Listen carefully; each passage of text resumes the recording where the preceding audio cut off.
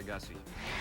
Today on the show, Tommy and I are reviewing Darkwatch, Obscure, Tork, Prehistoric Punk, and in Versus, it's WWE Wrestlemania 21 against WWE Day of Reckoning 2.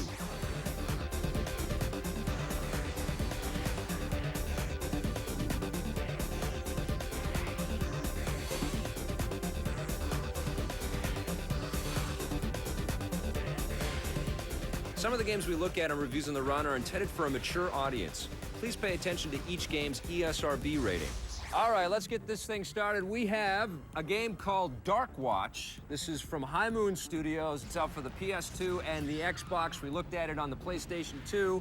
What did you think of Darkwatch? I tell you what, I love this game. I think it's going to be one of those instant buried treasures. Which is sad, because we don't want it to disappear and be a buried treasure. It's a very cool game. But you can just see it happening. It's a new franchise thing, so out of nowhere, people hate that. They need to have their familiarity. It's got to be Spider-Man or Star Wars. The whole thing kind of takes place in a Western meets Resident Evil kind of zombie cowboy thing. You're a cowboy vampire. Right. Which is, I mean, that's just a great concept right there. That's all you got to say. I think that's how they probably got the money for the game. Cowboy vampire. Oh, $20 million. Here you go. There's a very cool melee attack on all the weapons. They have knives and sharp it's really edges. Cool. Yeah, it's awesome. So, and I found myself going up to people and whacking them with the blade, because it's more violent of a move. Yes, and but very effective. The great thing, though, is that the animations are really fantastic. It's not just like you kill a guy and it's the same animation over and over. Depending on how you kill him, guys get thrown up against walls. It's incredible. Man, do they blow up in pieces really well. It's incredible and just the to destroy them great. all over the place. You have this vampire vision, blood vision thing as well that you can hit at any time, and what that does... Sort of like your infrared. Yeah, your heat vision kind of thing. It shows where all the enemies are, or all the passages or things you can pick up, which I found helpful. And there's even parts of the game where you get on a horse and the whole gameplay kind of changes. It's more about aiming, and that's really fun. It's cool, but it did kind of look a little bit like, you know, the sort of distance just disappears. You know, the horizon goes on forever. It was a nice addition, all you really get is like a train track. There was a cool battle of, you know, you're battling against this sort of Darkwatch train, which the bad guys have overtaken. I like that, and I like the boss fight on the horse. I would say, though, that the environments in the game kind of let me down a little bit. They're a little bit bland, not that much sort of, you know, The train was cool. The train looks cool. It looks cool, but a lot of detail. The caves, I mean, you can tell one quarter from another. They're caves. I know, but they're just not rendered with the same clarity. You know, it's not the same sort of high level of art that we get with the characters. Even the towns, the western towns, and the other thing too that I found as well is that, for some reason, the perspective on the combat felt a little claustrophobic. It's almost like... I would agree with you. It's almost like the gun is too big or something, or we're too close to everybody. I guess right. It was hard to... I guess that's for the melee stuff. I guess so, but it did feel a little weird. I know what you're saying. Sometimes it gets a little weird, a little closed in. I know exactly what you're saying. And the sound and music is also really well done.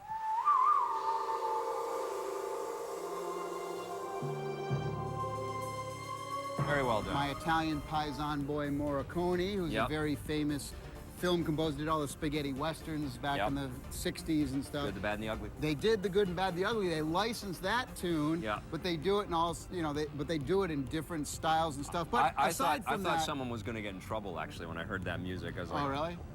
Does anybody know how much that sounds? But they got the real thing. They actually got it. Yeah. But that being said, all of the other music in the game is also, and sound effects are also really well done. I like Darkwatch. I think it's a very fun game. I do think it's a little bit mindless. It is just a lot of killing. It definitely gave me... Hey, we're having fun here. It definitely gave me a vibe of Serious Sam meets Doom. I don't play video games to learn. So what are you going to give Darkwatch? I'm giving it an 8.5.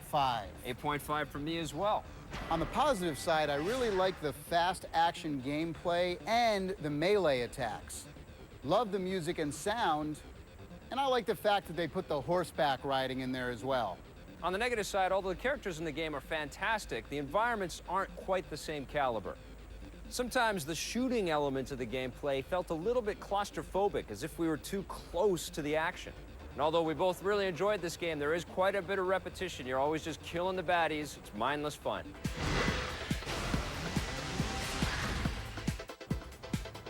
Hey, baby, how about doing two-player Smart Bomb, huh? This game, Smart Bomb, I'm not impressed. It's a puzzle game for the PSP, and you try to disarm the bombs, and there's a bunch of different ways and different kind of puzzles to do it. Some of them are almost fun, like you got to take the colored wires and try to get all the colors in a row by rotating pieces. But then others are like really kind of complex and just not fun at all. I mean, this thing where you have to align the mirrors to set the laser beams to go through the thing. I mean, it's just not fun. You know, there are a lot of great puzzle type games for the PSP, Luminous being one of them. This game is just frustrating. Smart Bomb? Are you kidding me? They should have called this Bomb Period, because that's what it's going to do. I'm giving this game a 2.5. Hey, don't go away. We're coming right back with a look at Obscure right after this. Games. We take games seriously. All right, if you've been watching the show for a little while, you know that Tommy and I aren't huge fans of card games. We don't really dig that whole dynamic there, but there actually is a pretty unique and addictive one for the PlayStation 2. It's called Concept, and this is actually kind of like a cross between a Magic the Gathering type card experience and a board game, like a Monopoly or something like that. And what you do is you travel around this sort of board game. The graphics are all sort of isometric 2D, sort of looking down on the little characters. And you roll a dice and you try to travel around and sort of take over territories on the screen. And you place the little different forts and you sort of consume the territories and face off against either AI opponents or human opponents that come into your territories, and then you battle with the different cards. It's definitely a unique experience, so if you're looking for like an RPG kind of tactical kind of experience that you can play, yes, it's a card game, but it's a good one. It's called Concept, and it's definitely a buried treasure. All right, we are back, and we're talking about Obscure. This is for the Xbox and PlayStation 2. It's a survival horror game. Did you remember the picnic blanket and the basket? No, I forgot the picnic blanket. No picnic. We're No. reviewing the game today. Oh. Remember? Tomorrow we come back for the picnic. What did you think of good. Obscure? Goody. Obscure, I'll tell you what, I freaking love this game. And to think that it's a $20 title Right. really just sweetens the pot, as they say. A lot of good $20 games out right now. Obscure, right. I think, is definitely one of them. I don't think it's the most sensational survival horror game ever made. I'll tell you what it does a lot of things a little different and moves the genre along a little bit, which I thought was interesting. It's certainly a throwback to the survival horror games that we play, but I think what's cool about this is that it's not the traditional storyline of, you know, a cop facing off against a bunch of zombies, or it's not some helpless female that wakes up in a castle and gets chased by a giant mutant or anything like that. These are high school kids. And it's like an 80s slasher movie. Stan, what are you doing here? Nothing, dog. I'm just editing my notes. If you want, I can do the same for you for only 50 bucks. Hey, stop clowning around. I do like that you can play two characters at a time, and there's like a multitude of different characters with different traits and abilities that you can pair up with, and you can switch up anytime that you want. So you can work with somebody that's good at investigating some stuff, or somebody that's a better fighter, and they'll get killed off, and then you get to, you know, get all the other characters asking where that person is. So I think they've done some pretty interesting things just with the fact that you need these characters to survive specific areas within the game, and there are a bunch of combinations and different options that you have, which is cool. I like the fact that at any time you can plug a controller in, a two-player controller, and that second person can take control of the character on screen along with you. Co-op is blowing up. It's really a solid part of the gameplay. They should have had some online functionality there so you could join somebody online. It's tough to do a Resident Evil style game online, though. It's about slow and creepiness. I know, it's but not you about could shooting. a co-op online thing where you don't have to be in the same room. Oh, and I you see can what still, you're saying. can still play together. Yeah, that'd be worth it. They definitely have to do that. They also should have hired some real actors because the voice acting in here is pretty sad. Although the sound is very creepy and the music, and the music's choir really coming good. up in there, it's very atmospheric. really good. I thought that was very solid. This did not feel like a $20 budget title to me at all. No, not at all. It did feel derivative. It did feel like it was from the lineage of this sort of standard rote survival horror genre. I disagree because I felt this took it to the next level, though, with the co-op play, with Resident Evil 4. attributes. What Resident about the Evil 4 took it to the next level. That's what I'm saying. $20. It seems like this is a bargain and a half. Yeah, but we played a billion of these survival horror games. That's the only thing that hurts this thing. Otherwise, Obscure is actually a pretty good find. I had some fun with it, and I thought it was a pretty solid game, especially for $20. 7.5 out of 10. I'm giving it an 8. On the positive side, here's a budget title where you actually feel like you're getting a deal. 2-player cooperative mode at any time is pretty neat. The controls, graphic, and sound design is really good. And I think it's a great step up from those average survival horrors that are out there. On the negative side, there are a lot of find the key, open the door type events that you have to contend with. The voice acting was pretty bad. And overall, even though this is an improvement over a lot of survival horror games, it still is pretty derivative. All right, stick around. After the break, we're taking a look at another budget title. It's called Tork, after this. Funny thing about being in this city, I've been inspired to play Splinter Cell on my DS, and I'm having a great time. This is Splinter Cell Chaos Theory. They've done some very clever things with the touchscreen here. Now you can actually control the camera with the touchscreen. You can also change the sort of camera style, so you can look in heat vision, or you can go into the night vision mode just at the press of the touchscreen, which is really slick. You can change your different weapons really quickly and easily on there. Very nice stuff there. And what's really cool is that you get to do almost all the same kinds of things that you do in the console version. You're picking locks, you're trying to break in and hack into computers. They've even added some great multiplayer modes in here where you can play co-op missions or you can play against other people. It isn't the most robust hardware for doing all of this 3D computation, so sometimes it does get a bit choppy and the frame rate sort of bogs down a little bit. But you know what? I'm a Splinter Cell fanatic, and I'm having a really good time playing Splinter Cell Chaos Theory on the DS. 8.5 out of 10.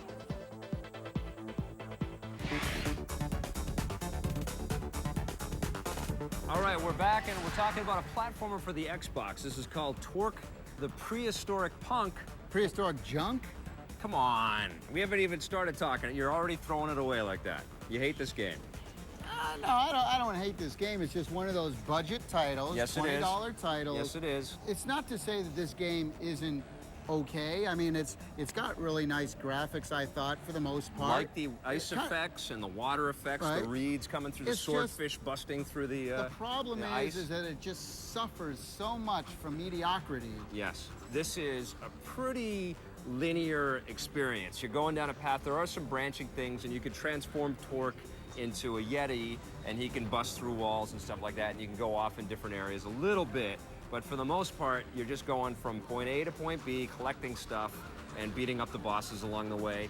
And in some of the ways that they've ripped this thing off, I mean, you are running into frame, just like you did lots of times in Crash Bandicoot. You're running away from lava at one point, running away from a big giant monster chasing you. And it's very similar, jumping over logs and ledges and trying to catch the prizes and make it past the experience, get to the end of the thing, and then beat up a bigger boss after that. And the whole storyline is that you have to kind of travel through time as well. So you start like in prehistoric times, and you go to, there's like the knights and medieval times, and you keep going. There's robots in the game. You know, it's all very contrived. Generic platform level that you can ever think of. When there's games like Jack 3 out there that do so much in the world, you know, I mean, this is... And Ratchet series is incredible. This is such, like, it seems like a game that should have came out 4 years ago. Right. You know, are you gonna really get your money's worth for $20, or you're better off spending $30 and getting a real game that's finished and that is good? I think you get your money's worth at around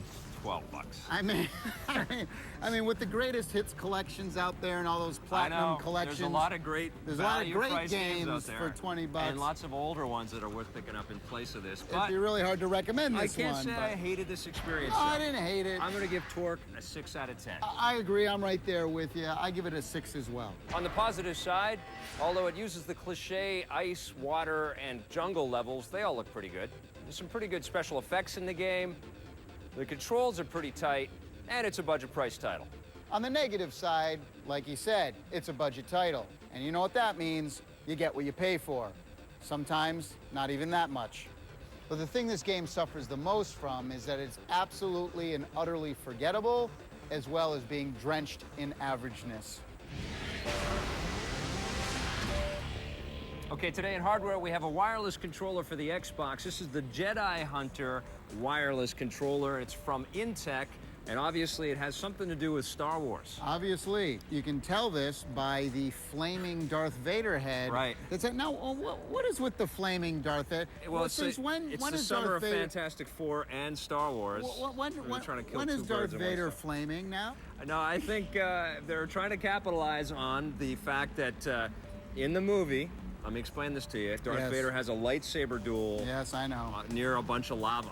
In fact, this controller actually ties to the Episode 3 video game that the Collective made. They have a lightsaber button, and it does the battle for you on screen in this one game. Well, you win the lights, because sometimes you get tied up with the lightsaber duels in the middle of Episode 3. You press that lightsaber button, you cheat, and you win. You win every time. The thing with the controller, though, is it's so small. Now, I got pretty small hands. Yes. And you Oompa Loompa. But I thought that even this controller was a little small. But this does have some good features. It has 70 hours of playtime off of 2 AA batteries. I thought this thing was just okay. I think it had some pretty interesting features, but if I was just going to look at it as a straight wireless alternative, I think I'd go in a different direction. I'm not going to recommend it. Me either. Didn't work for me.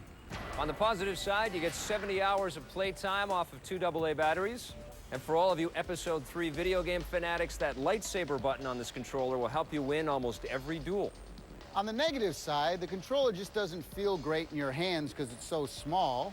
Oh, and I almost forgot. What's with all this flaming Darth Vader head business? All right, don't go away. We're coming right back with Versus. It's 2 wrestling games. Wrestlemania 21 against Day of Reckoning 2. Is now a good time to mention the bra and panty match? Sure. Favorite tactical shooters. Number 1 is Tom Clancy's Rainbow Six 3. Number 2, Brothers in Arms Road to Hill 30. Number 3, SOCOM 2 U.S. Navy SEALs. Number 4, Tom Clancy's Rainbow Six 3 Raven Shield. And number 5, SWAT 4. Today in Versus, we have 2 wrestling games going head-to-head against each other. They're both from THQ. One of them is for the Xbox. It's called Wrestlemania 21. It's going up against... 21 wrestling games they've done to this point. Well, 21 WrestleMania events, and that's what this is all based around. It's going up against WWE Day of Reckoning 2 for the GameCube, also from THQ. What did you think about the graphics? Well, I think in WrestleMania 21, the animations are so much smoother, and the graphic, the crowd in WrestleMania 21 is unbelievable. Now, in Day of Reckoning 2, I thought the faces were so highly detailed. Outstanding. Yeah. Like freakishly realistic. But yes, the animations are so much more choppier and stiff. I think, though, that services the gameplay, though. I mean, and we'll talk about gameplay in a little bit, but I think the animations in Day of Reckoning are more sort of trying to be less about motion captured kind of stuff and give you more immediate moment-to-moment gameplay. Well, it's a faster gameplay for sure. Yes, but it does look a little less organic. But graphic-wise, WrestleMania 21, I think overall looks better, but it is a slower, you are sacrificing a little frame rate because it is a slower pace. I like the creator wrestler mode in both of these. I was particularly impressed by the different hairstyles that you could choose in WrestleMania 21. I was impressed with the fact that you could create these ultra freaks. I had this one chick, her neck was like 7 inches long, and like her head was a little bean. In fact, you know, you'd be very proud of me. Yeah. I tried to see the biggest head possible. I would create the big melon head. Right. That's what I called a melon And head. I would be proud of you. Why? Because I was trying to imitate you. Whatever. I'm never going to be proud of you. Overall, for me, WrestleMania 21 gets it for graphics. I think so too. I agree. WrestleMania 21 has a better overall look to it. What about in the sound department? Well, now this is really interesting because in Day of Reckoning 2, no voices at all. We should start to do the reviews like that. What do you think? Absolutely.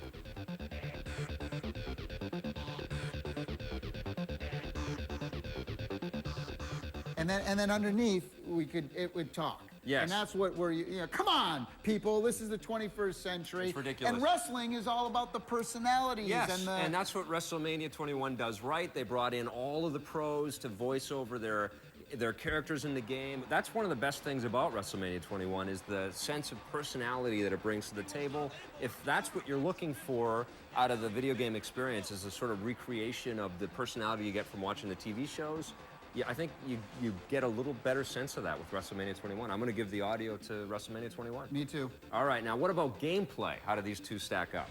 They all have 30,000 different ways and modes options to play this game, I mean, everything they've done in both games, you know, ladder matches and tag teams and battle royales and a fatal four-way. You ever get yourself in a fatal four-way? I wish. I've been there. I've done that. Oh, yeah? Fatal four-ways. Right. They're Yes. pretty good. Yeah. And, I mean, all this stuff is amazing. And they have all of the locations as well, including our personal favorite one, Right.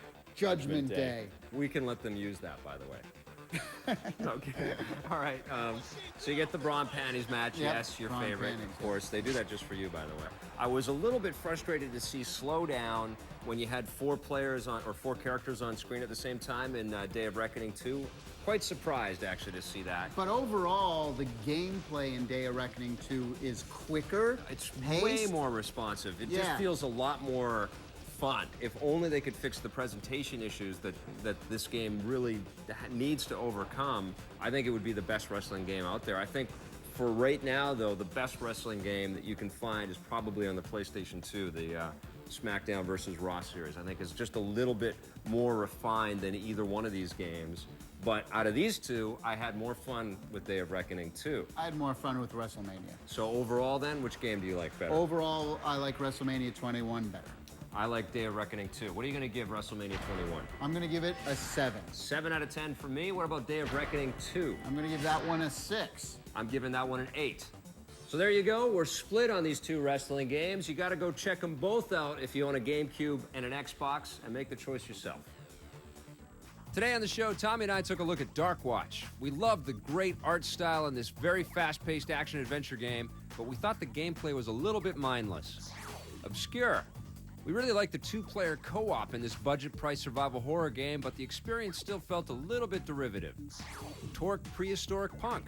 This is another budget-price game that features some pretty nice environment art, but to use a poetic phrase, this game is drenched in averageness. In Versus, we looked at WrestleMania 21, which features great graphics but some pretty disappointing gameplay, against WWE Day of Reckoning 2, which features much better gameplay, awesome wrestler likenesses, but what happened to the voices? In the end, Tommy and I were split on these two wrestlers and had to give them a draw. They took my boy, my Italian paisan Marconi. Say his name right, Mr. Paisan. Morricone. Ennio Morricone. Ennio or Ennio? I always Ennio thought it was Morricone. Ennio, not Ennio. I don't know. Anyone?